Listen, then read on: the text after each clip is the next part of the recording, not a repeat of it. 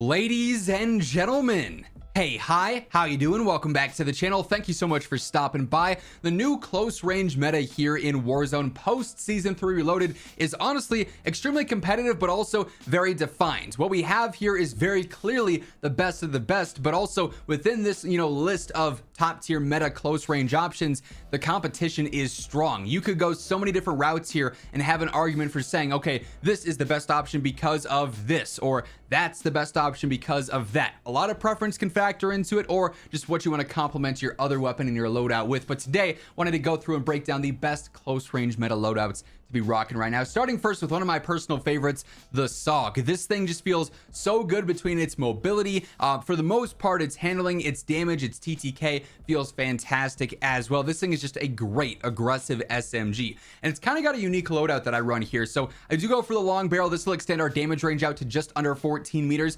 Anything between 13 and a half and beyond is solid for an effective damage range on an SMG, I would say. We got Ranger foregrip on here, helping out with that horizontal control, so making the gun a lot easier to use in terms of its predictability, then also some better sprinting movement speed as well. So it's even more aggressive. You love to see that. Extended 2 is going to be a 55 round extended mag here with a 909 RPM. The damage per mag is going to be all right. It's not going to be fantastic, but that's the best you've got in this case.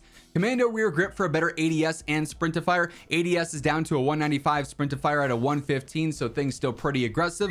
Then recoil springs giving us some horizontal and some vertical control, doing a little bit more than like a compensator would, for instance, there in terms of balancing it between horizontal and vertical. So gun is pretty easy to use and it's super aggressive. Next up, we've got the Ladra, our newest close range option, of course, and this thing just shreds. Its TTK is phenomenal. It's super easy to use. I've been loving the feel of this thing since it dropped with season 3 Reloaded. Here, pretty standard setup for a sub, honestly. Long barrel, extending out our damage range to 15.5 meters. That's solid there. Ranger foregrip, better horizontal control and sprinting movement speed. Extended 2, 66 rounds, kind of a strange number, but it also works because 1071 RPM, this thing shreds because it spits out ammo at that fire rate. And so having 66 rounds is a pretty solid safety net there. I definitely love that. Quick draw rear grip for the better ADS, just more snappy and aggressive, and then balanced stock for better base movement speed and also better strafe speed as well. So again, even more agile when it comes to all of your gunfights and scenarios there. This thing is a reliable SMG and probably one of my new personal favorites as it stands. The KSV is another great choice. This one actually has some really solid versatility into the mid-range as well, so this could apply for sniper support or just the ultra close range, where it's going to be a great option as well. Pretty easy to use. If you're comfortable with the irons, I feel like that makes the weapon even more efficient because you don't have to burn an attachment on an optic. I kind of go back and forth myself, but with this iron sight base build, rocking the compensator, just making the gun obviously way easier to use outright. Long barrel extends our damage range out to nearly 18 meters, so noticeably better than some of those other subs that we've talked about already. Ranger foregrip helping out again with that horizontal control and that sprinting movement speed. Extended 2, 50 rounder with only an 800 RPM, only an 800 by comparison, a little bit slower compared to like a Ladra or what's coming up as well. 50 is going to work just fine there. And then also balanced stock here as well for the better strafe and better movements. You could also switch this out with a rear grip for a better ADS or a slide to fire, sprint to fire. You could use gunfighter on this thing and throw on an optic and a rear grip, and then even recoil springs if you wanted to go all in on the KSV, and that'd be practical as well. This is just a really well-rounded and versatile SMG. By the way, as we are breaking down all the weapons, all the setups here today, if you enjoy the video, you find the info helpful, a like rating is always seriously appreciated. And if you're new to the channel, you want to guarantee that each and every single day you're in the know for all things going on in COD, this is the place to be, so feel free to hit that subscribe button and turn on those post notifications. I love that we're talking about this one here, the MX9, a weapon that we've really never talked about seriously in the meta conversations. Actually a true close range meta choice right now. Great TTK, great range as well. Feels a little bit different from the Black Ops 6 gun still because it is an MW2 choice, but boy, it is fun and it is fresh right now. So here, not a huge fan of the irons. I go for the Night Model 2023 personally. Any suppressor is going to do the same thing here, whether it's Sonic or Huntress or Monolithic, doesn't matter. I went with the Sin Guard here. Truly does not make a difference. They're all extending out the range and the velocity. And then Bruin S901 barrel, even better range, a little bit of better movement as well. We end up at the 14 meter effective damage range and over a 600 velocity is really good for an SMG as well, helping out in that mid-range. The only extended mag option here is a 50 rounder. It's going to be pretty solid at the end of the day. It's nice that they finally buffed that, and that really makes the MX9 more usable. Then I also went with the C11 riser here for a better sprint to fire and ADS. 199 ADS, 93 millisecond sprint to fire. So this thing's really aggressive and definitely, like I said, a fresh take on the close range meta. The Kompakt is also an insane choice up close. With this rate of fire, it just melts players. You just got to be accurate with it, as I've said time and time again. So going all in on control here really makes this weapon thrive because its close range TTK is nearly unmatched. The Ladra and this really seem to be the two standouts for that first damage range. But Compensator first and foremost, helping out with that vertical control. Ranger Underbarrel helping out with that horizontal control and the sprinting movement speed. And then Recoil Springs giving us some of both, makes this as easy as it can possibly get in terms of recoil control. Quick draw rear grip for the snappier ADS, just making this thing more aggressive. And then extended 3 must have. It's a 60 rounder.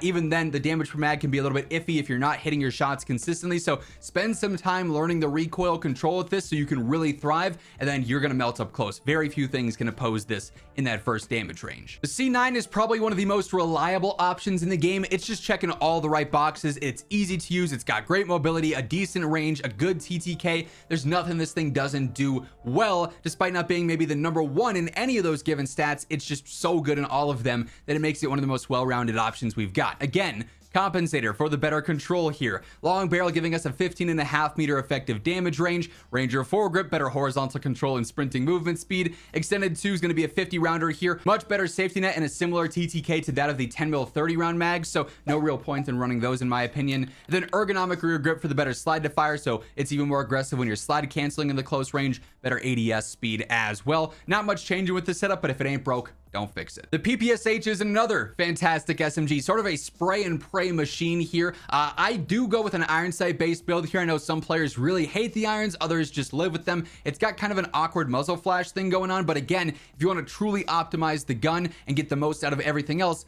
not going for an optic and just living with the iron sights is the best way to go. It's certainly something you can get used to. It's just something you have to put the work in to get familiar with. You know, spend some time either in the firing range, in BR casual and plunder, learning the feel of this gun, and then you'll be good to go because it can fry and it has an insanely good range. It's just a little bit weird with its recoil and its muzzle flash, right? But I do go for the Compensator. That'll help out some there, obviously. Long barrel giving us a 15.2 meter effective damage range. And like I said, really minimal drop off beyond that. This thing is fantastic in the mid range as well.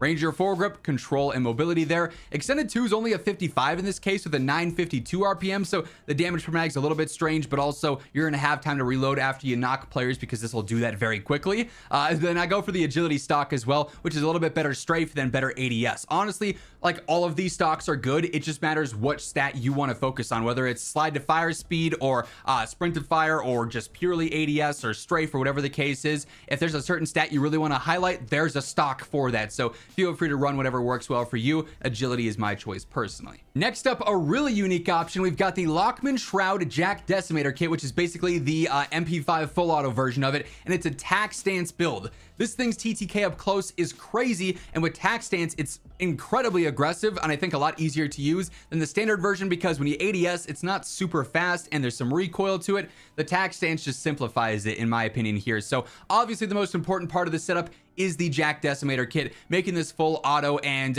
really just giving it the fast TTK in general. The Kimura laser is going to help out with our tack stance spread, the sprint to fire, the ADS, so making it perfect for this style of build. 50 round extended mag, obviously very straightforward there. Paracord underbarrel helping out with the hip fire spread as well. Then the Dark Star barrel helps out as an integrated suppressor, so it's a 2-for-1 there. Better ADS, better hip fire and tack stance spread, and better movement speed. So this thing in the close range is a fantastic option and something that's completely different from everything else that we've really focused on in this meta. And then to close things out, another solid sniper support / close range option with the Jack Raven kit on the MCW from MW3. Just makes this more of an AR SMG hybrid. Fantastic for sniper support. That's truly where this shines the most. And obviously that falls, in my opinion, into the close range meta here. So again, the most important part is going to be that Jack Raven aftermarket part. If you don't have this unlocked, the Legacy Armory should have an option to get that. We got the Jack Cutthroat aftermarket part stock on here as well for the better strafe and general movement. Just makes it a lot more aggressive and similar to that of an SMG. 40 round extended mags, the max here. I wish they would buff this to a 50 or a 60 and it would be so good, but you got to work with the 40. That's the max option here. Spirit Fire Suppressor doing the same thing as every other suppressor, better range and velocity, 547 velo, and then 22 basically meter effective damage range. Really good there. And then of course whatever optic you want. I'm not a huge fan of the irons in like the mid range here, so I go for the Night Hour personally, and I'm really comfortable with that. But yeah, the close range meta, like I said, very defined. Like all these options are very clearly, yes, this is a great choice here. The drop off beyond these weapons is a little bit more noticeable, but you got a lot of choices in this current close range meta. That's gonna wrap things up. If you enjoyed though, be sure to drop a like, and of course if you're new here, feel free to hit that subscribe button on your way out. But once again, thank you so much for tuning in, and until next time, take it easy, have an awesome rest of your day, and I'll catch you later. Peace out.